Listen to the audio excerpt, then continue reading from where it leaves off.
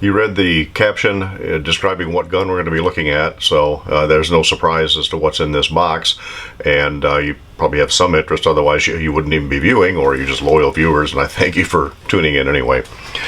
So some questions I'm guessing might come up are, wait a minute, Rider's Range is, he's a 1911 guy.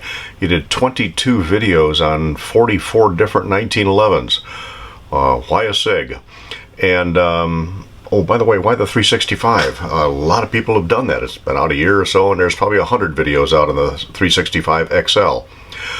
And really, why get one with a manual safety? Well, I want to welcome you to Rider's Range, and stick around. We're going to answer all of those questions. Picked this up yesterday, and actually I was specifically looking for the 365 XL with the manual safety.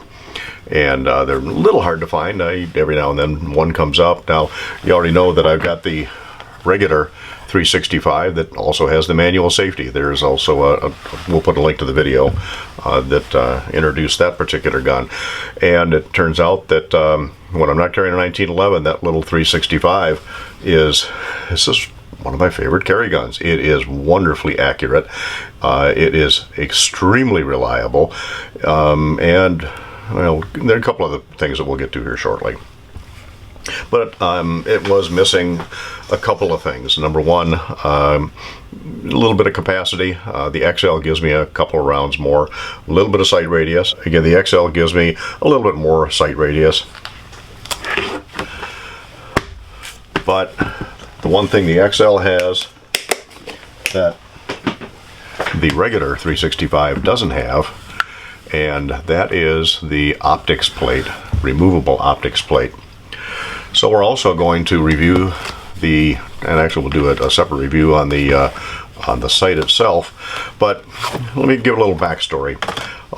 Stopped by my local gun shop, the one that I normally deal with, yesterday, and asked if they had a 365 XL with a manual safety. They didn't. Called a friend of mine who has an FFL and who actually I bought the original 365 from, and said, do you have a line on one with a manual safety?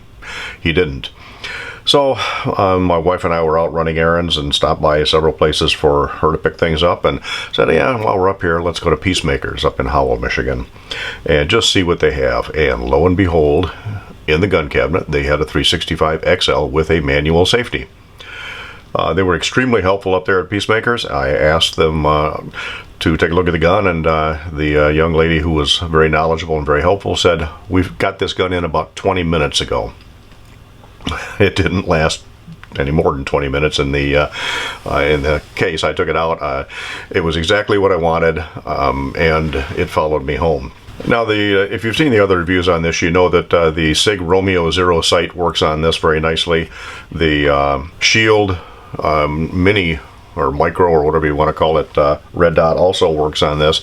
Those are two substantially different price points. I think the Sig Romeo Zero is something under 200, and the Shield is something knocking on the door of 400. My local gun store didn't have any of those in, and Peacemakers didn't have the Romeo Zero. They did have the Shield, but they also had the Holosun HS507K reflex sight. Now, we're just popping it out of the box here for the second time. I did take a look at it earlier, and I'm going to mount this on these 365 XL. We're going to do an actual review of the sight itself, but nice little sight here. We're going to see how that works. It looks like it has some advantages over both the Romeo Zero as well as the Shield. So we're going to put this all together and go out and run it. And we're going to do something a little different, something that we really haven't done a whole lot of, particularly any on camera, is run a 1,000 round test with this particular gun. And I'm confident it'll make it. I want to see if this Holosun HS507K will also make 1,000 rounds. There's still one modification I'm waiting for, though, for this particular gun. I won't say it's a modification, but one addition to the gun. And the one thing that turns me off about the 365, and that is the circumference of the grip. This is a really small grip. Now, you know, me being a 1911 guy, and my favorite 1911 so far is the Dan Wesson ECO with slim grips on it. The circumference of that grip is 5 1/8 inches. This thing right here is only 4 3/4 inches. It's small. It's almost like grabbing onto a broom handle. Not a broom handle Mauser, although I guess that's where it got the name. So that's why on the regular 365 I put this Hogue Handall beaver tail grip sleeve on it, and that interestingly brings the circumference of the grip right under the trigger guard to the narrowest point on the back, brings it up to 5 1/8 inches. The same thing I've got on my Dan Wesson. Now I also have become fairly fond of the Glock 48, and there's with the Talon grips on the Glock 48, we're at 5 1/8 inches. That works out very, very nicely for me anyway. So the sweet spot for me is at 5 1/8 inches, and with the Hogue Handall Junior beaver tail grip sleeve on it on the 365, that's what I'll come up with. Nobody's got any in stock around here. I did order one. We're going to start out shooting this with the plain grip and the Holosun sight on it, and then as soon as I get that grip sleeve, then I'll add that to it. Other than difference in sight radius, difference in height, and of course difference in grip circumference with the grip sleeve on here. A couple of other differences, you've probably seen those in other reviews. Obviously the straight trigger on the 365 XL, the curved trigger on the regular 365, although you can obviously get a straight, and you can even swap components on this.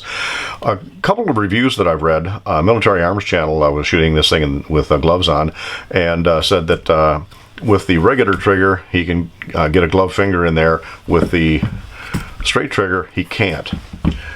His hands are, I mean, he's a bigger guy than I am, his hands are probably bigger than mine, so I had to give it a try. So these are Oakley shooting gloves. I don't have any problem at all getting my finger in the trigger ahead of the straight trigger. Certainly none with the curved trigger. They work out fine, and you put one on top of the other, and you can see that there's the tips of the trigger are about the same. It's the middle of that straight trigger versus the bowed trigger that sticks out just a little bit. And with gloves on, I don't really have any issues at all with it. But the triggers are a little bit different on the two of these. The regular 365 has come in at a steady 5 pounds all day long. Now, granted, I've got close to 1,000 rounds through that gun. I didn't keep count of this. We're actually going to keep accurate track on this. But as much as I've shot this, I know I'm close to 1,000 rounds. So that's give or take. It could be a little less, could be a little more. But the trigger's 5 pounds all day long still on this one. Trigger on this feels exactly the same as this, but it comes in at 4.5 pounds. Now, when I measure these, I measure them with they're pivoting triggers, so I measure them with the trigger gauge toward the bottom of the trigger. And even with the curve, it still goes to the bottom of the trigger. But that can make a little bit of difference in, yeah, by the way, this is unloaded. That can make a little difference in the measured pull on this if the gauge slips up just a little bit from the bottom. But they feel the same. A little bit of take up, a little bit of movement after the take up, and no over travel. Relatively short reset. Get a little bit of movement. Break, no over travel. I like these triggers, and the thing I like best about these is there is no, whatever you want to call it on the front, people call it a trigger safety. It's not a safety in any way, shape, or form. I got an Overwatch precision trigger in my Glock 48, and it still has the tab on it. And you know, if you get something in there that's going to pull the trigger, I don't care what it is or how it's going to do it, but anything that you get in there to pull the trigger is going to pull the trigger. So it's not a safety in any way, shape, or form. I don't like the tab. I do like the fact these are metal triggers. I like the straight. I like the no tab. Like it overall. So why is a 1911 guy reviewing one of these? Well, some of that comes down to weight.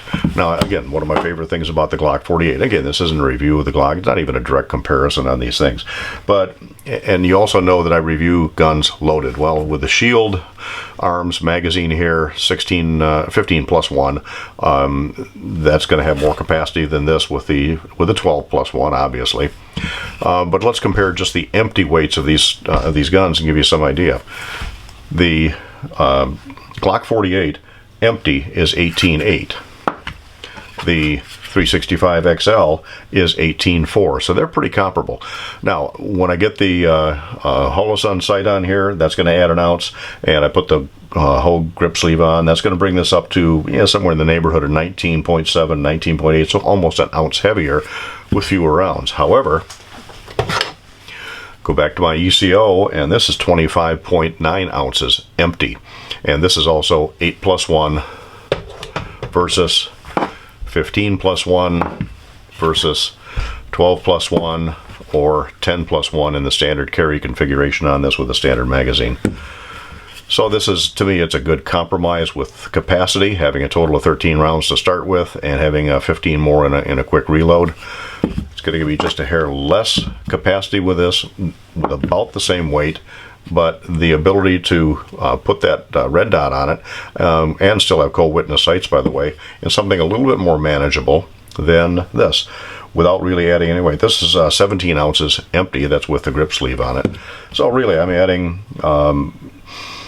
by the time I get the sight and the grip sleeve on here, I've added 3 ounces, but then I've also increased my capacity by 2. So I'm thinking that this is likely to be an ideal carry type gun.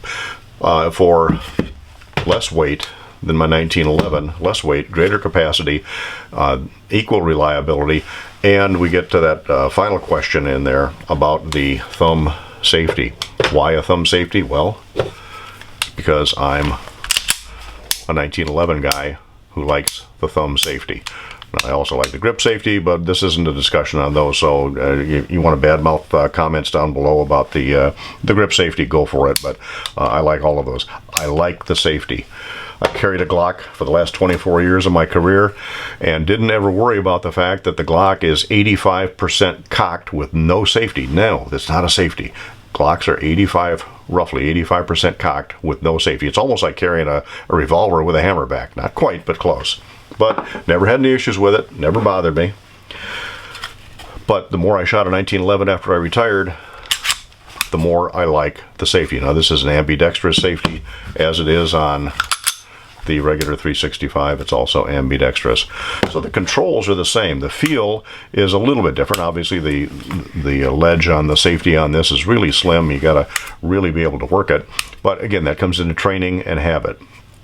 So for me, I like the idea of carrying a striker fire gun that is about 85 to 90% cocked with that safety. Just one extra thing that I like, and maybe it's in my old age, I don't know.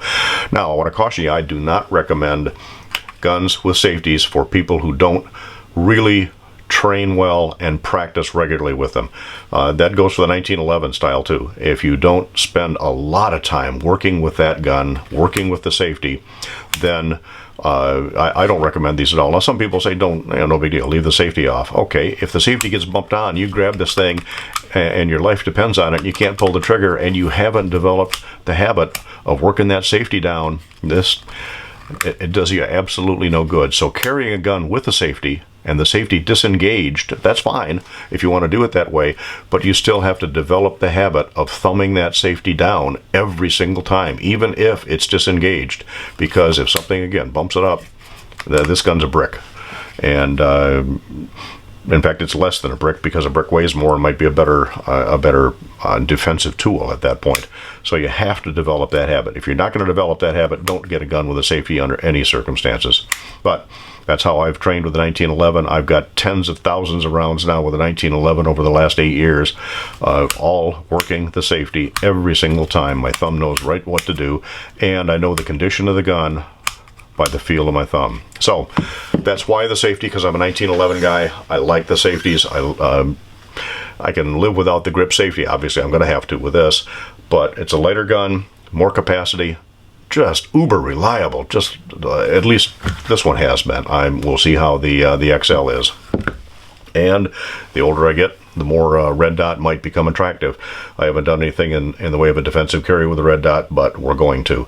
So it's just a quick look at the 365 XL, adding to it the Holosun HS507K. We'll do a full review on that site coming up in the future, and we're going to do 1,000 round. I'm going to be shooting it regularly. Every time I do, I'll try to capture at least some footage, and we'll do a follow-up on this gun once I've got 1,000 through it, and we'll also do a full review on the site once I've got 1,000 rounds through this. I'm going to try to get that done in the next few weeks.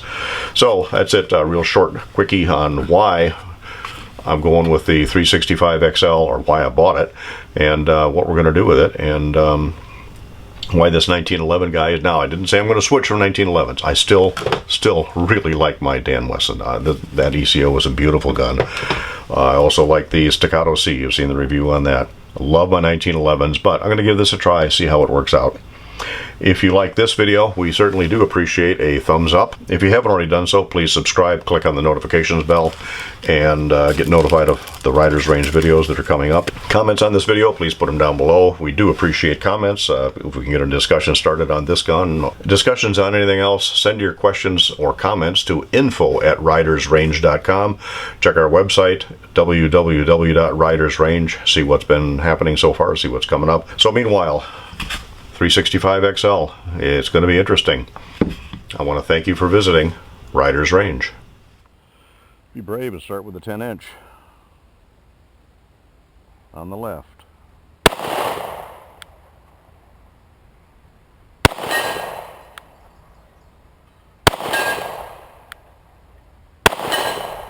Let's go to the orange one next to it.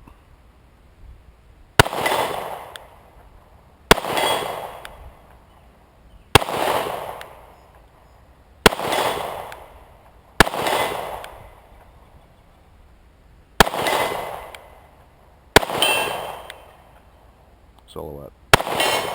12 next to it. 12 high right.